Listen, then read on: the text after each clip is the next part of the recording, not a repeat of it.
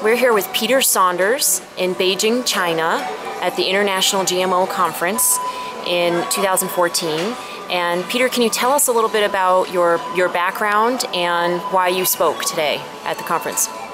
Well, I'm originally a mathematician, but I got interested in mathematical biology and then in biology. And then when you're interested in things like that, you find yourself looking at GM because it's a big issue. And the more you learn about GM, or at least the more I learned about GM, the more worried I became. And I couldn't understand why other people weren't.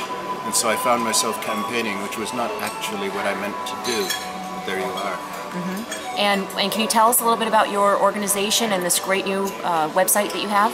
Well, I'm one of the directors of ISIS, the Institute of Science and Society. And our idea is to apply science to social problems, by which I mean that when we look at something like GM or nuclear energy or something like that, if we're going to be against things, and we sometimes are, we want to be against them for scientific reasons. We want to say, look, it's not a case that we don't like science. We do like science. We love science, but we love good science.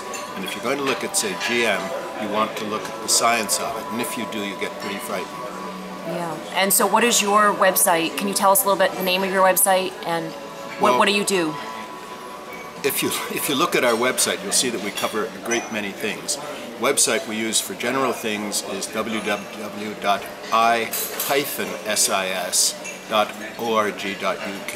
The hyphen is because someone else got the ISIS name first, and so we were stuck with that. And that covers general things, and if you look on it, you can find, we think, good science on a wide range of topics that I hope most people are interested in. And can you tell us about Spark? Well, we set up Spark just recently. Spark, by the way, is spelled with a C, not a K. So it's sparc.com? No, it's thespark.net. Okay. And we set it up because what we discovered was that if you look in the scientific literature and all the journals and the articles and so on, you find that there's actually an awful lot of evidence about GMOs and other things for that matter, which is really pretty damning in the sense that it really tells you in good scientific language, in good scientific papers, what the dangers are and how bad things are. The problem is it's rather hard to find because it isn't covered very much by the papers, it isn't covered by the big journals. And so after you've been in the game for 10 or 20 years, you know where to look and you can find a lot of it, but not everybody has been. So what we decided was needed was a website where people can just go and they can look up and they will find that there will be an abstract and a link.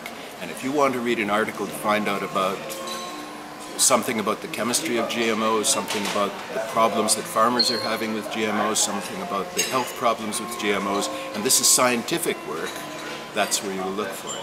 Excellent. We are very excited. I see in the future perhaps a campaign where moms can tell our media to go to Spark, thespark.net, and to see the actual scientific studies proving that there's harm from GMOs and glyphosate, and so that they can see the studies for themselves. That's very much one of the things that we're hoping.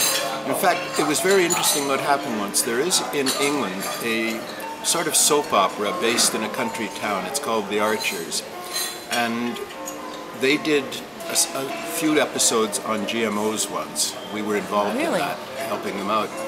And it was very interesting because what happened was that moms and others in England were able to go to their member of parliament or whatever, and they didn't have to be scientists themselves. All they had to say was, look, we heard this on The Archers, is it true? And since people couldn't deny it was true, this was very strong. I think that's actually very important. You don't have to be a scientist to ask your representative awkward questions. Just say, look, I read it here, is it true? And if it isn't true, tell me why not. And you'll stump them. Fantastic point. I think inquiry and curiosity is going to help save the world. And you are providing an opportunity for people to not just find out more information, but to allow that information to ask, to invoke further inquiry even. Yes, we're very much hopes that's so. Yes. We depend upon people like the moms to do it.